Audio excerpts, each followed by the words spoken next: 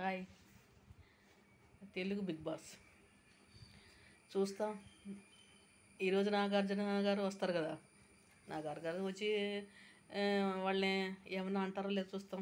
పృథ్వీని అయినా సోనియా అయినా వీళ్ళ అంతకు దొంగలు ఆడతాయి కదా ఆడేది. విష్ణుప్రియ అంతా వీళ్ళకంతా ఏమన్నా చేయొచ్చు. ఆ ప్రేరణ ఏం చేశారు వాళ్ళు అసలు? ఆ పిల్ల గొంతు పెట్టి ఒత్తేసారు, చెయ్యి పెట్టి అన్నీ నలిపేసి అన్నీ చేసేశారు. కానీ బిగ్ బాస్ పైనుంచి చూస్తూనే ఉన్నాడు. మామూలుగా అయితే బిగ్ బాస్ ఈ వెళ్ళని చూసి అన్నీ అప్పుడప్పుడే స్టాప్ చేయాలి. సాధారణ హిందీలో అయితే అట్ట చేస్తారు. మరి ఇంత ఓవర్గా ఇంత గలీజ్గా ఆడితే బిగ్ బాస్ అప్పుడే వార్నింగ్ ఇచ్చి ఆఫ్ చేస్తాడు. ఇది బిగ్ బాస్ గమ్ముగా చూస్తూ కూర్చోన్నాడు. ఇంకా మిగతా వాళ్ళకి కోపం రాకుండా ఎట్టుంటుంది?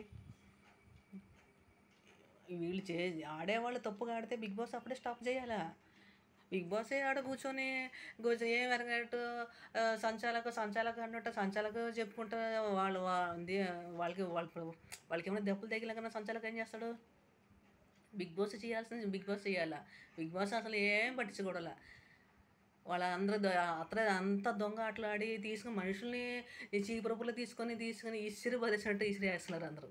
పృథ్వీ కానీ నిఖిల్ కానీ అమ్మాయిలతోనే ఆడిన ఆట అదే.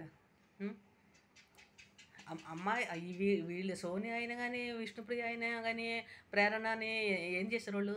తీసి ఆ పిల్లని తీసి వాళ్ళ కక్ష మొత్తం సీతగాడు ఏం చేసిందే ప్రేరణని? వాళ్ళ కక్ష మొత్తం ఇన్ని రోజులు ఉండే కక్ష మొత్తం ఆటలో తీసేసుకున్నారు ప్రేరణని. గొంతు కలిపేసినట్టు చేశారు. కానీ అప్పుడు కూడా బిగ్ బాస్ గమ్మునే చూస్తూనే ఉన్నాడు. భయంకర భలే మోసం అయిపోయింది బిగ్ బాస్.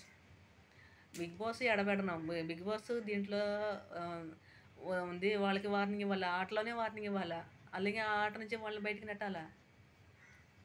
అంతేగాని మీరు సంచాలకు పెట్టుంటారు, వాళ్ళే చెప్పుకోవాలి అంటే మిగతా వాళ్ళు ఏమైనా పర్వాలేదా? ఇంక నుంచైనా ఆడేటప్పుడు కొంచెం జాగ్రత్తగా చూసి చెప్పండి మీరు. అందుకని ఇప్పుడు మిమ్మల్ని ఒక మాట అంటేనే పాపం ఆ అబ్బాయిని మంచి వార్నింగ్ ఇచ్చారు పొమ్మని చెప్పి. ఈ ఆటలో వాళ్ళకి ఇట్లాగనే ఉంటాయి కదా. ఎదుటోళ్ళు ఆ సోనియా అంతా ఏం చేస్తున్నారు? ఏం ఎరగనట్టే ఆ పిల్ల గొంతు పట్టుకొని నెక్కుంటూ వచ్చింది. అది కూడా చూస్తూనే ఉంటారు బిగ్ బాస్.